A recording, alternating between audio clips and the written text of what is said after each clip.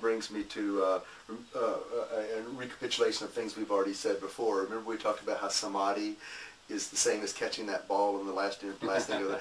That's the support by which that samadhi is enacted is all the seventh game and all those things.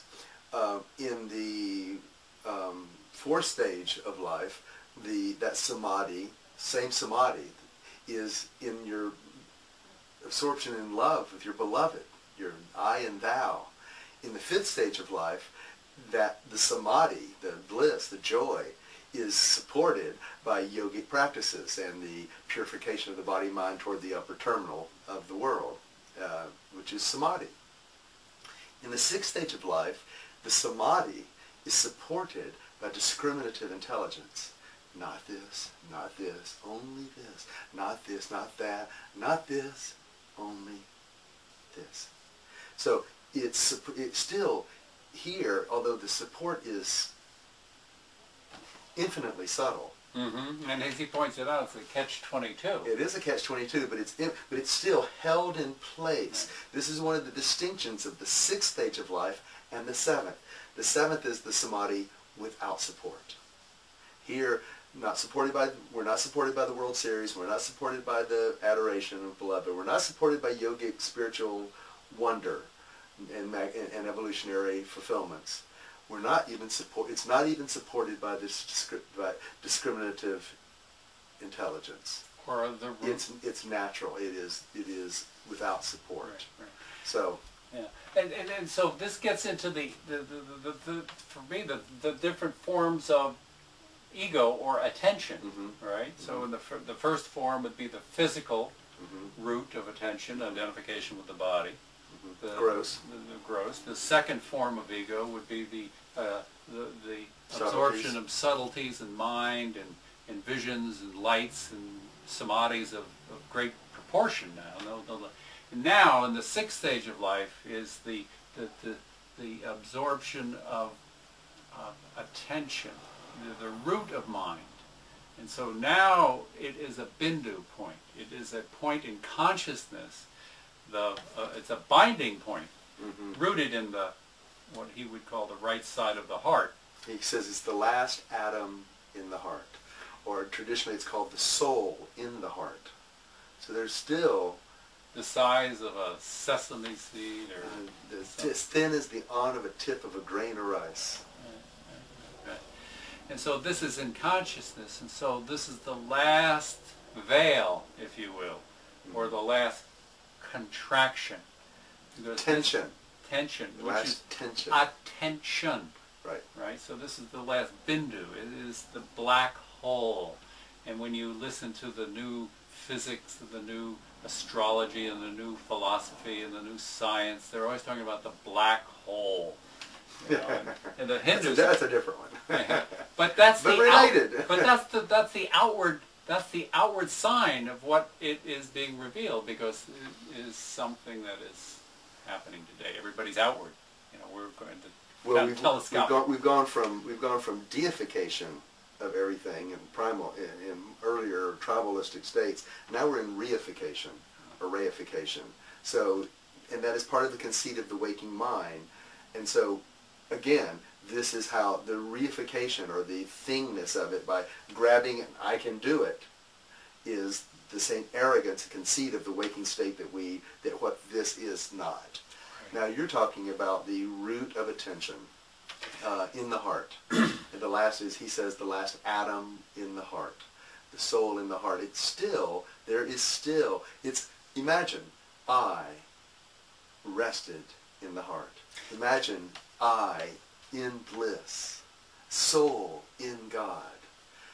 Pretty damn good. You know, in other words, I'm being facetious. I know, but I also would like to just, one of the things that is a very, very subtle distinction is that it's not in the heart. Right. So it's at the heart. It's a locus, because you're beyond body in the sixth stage. So when we're speaking about in consciousness, we're not speaking about. Many people misunderstand Adi Da, and when he speaks about the right side of the heart, it's in the heart. I feel myself. I feel a contraction in the heart. It's not in the heart. It's at the heart. It's a locus in consciousness. So it's not that reflected in the body, mind, heart. Right. There's a locus. There's a kind of energy form here. So, but imagine the soul in the heart. Imagine being rested utterly in the heart of God. That is wonderful. That is grace. As he says, grace is to rest in God, and so this is the. There's no upward, there's no downward. As he says, it's not a matter of. It's not a matter of resting. It's not a matter of going up or down, to or from any experience. It is a matter of resting in resonant attunement, without struggle, strategy, or thought, in the current which pervades the body and that of all arising. So the key point here is exactly what you're referring to, is that you are now rested. Right.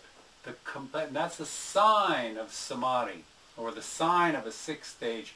You are rested physically, you are rested emotionally, and you are rested mentally.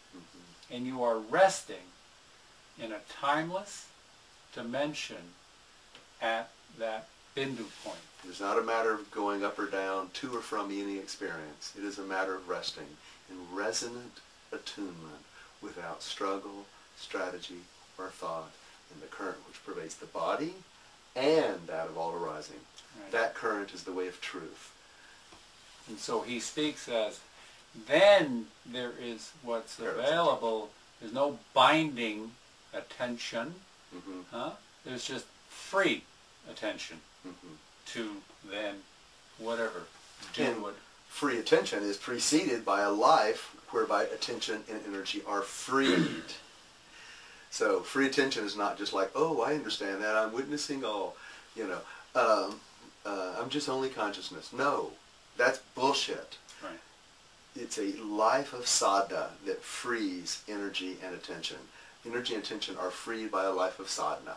And one of the signs of that samadhi is devotion or sacrifice. That's right.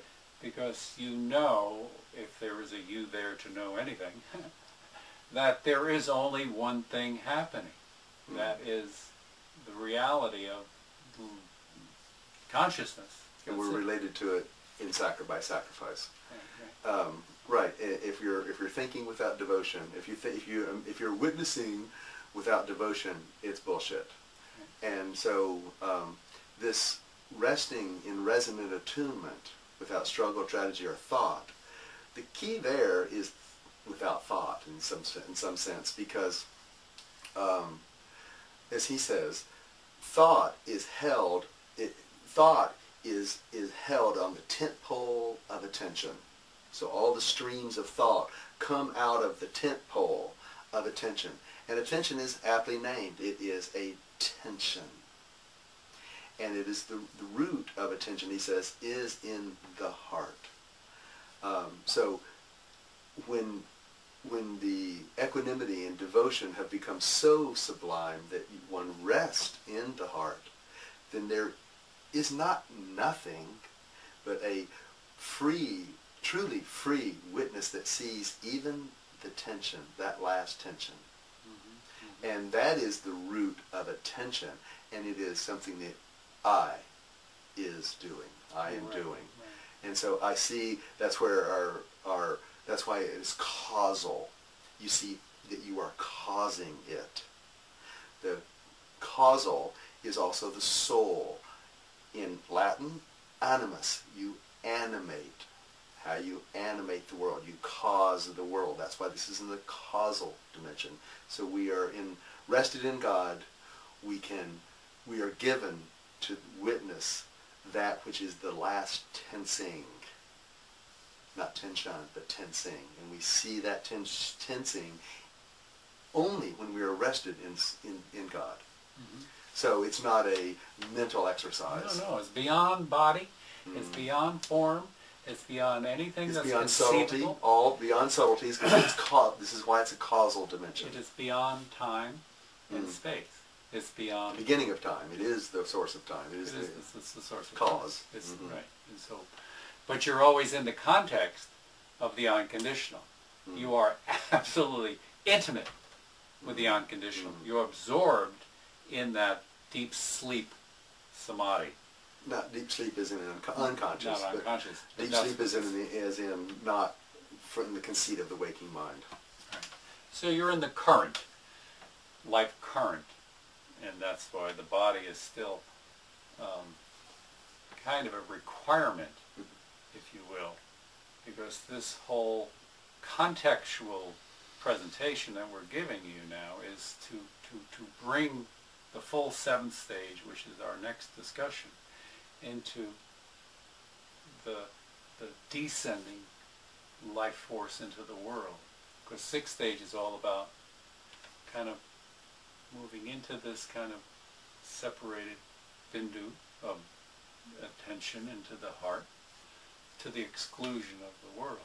And so it's a high state, no doubt about that, and not for the common mind. No, not for the common mind. And not even for the sophisticate. No, this is not about a Harvard University doctorate degree here. Or the continual assertion of a point of view. It is resting in God, and in that profundity of rest, in profundity of equanimity, what he calls spiritual maturity.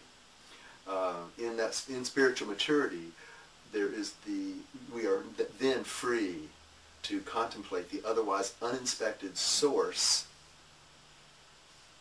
causal cause of identity as I. And this is the true evolutionary nature of our world or consciousness or reason for being. Right. This is the root of that. And the only reason that we can even speak of this is because we have a realizer in our presence, in the world. Otherwise, we wouldn't have any. We'd be bullshitters too.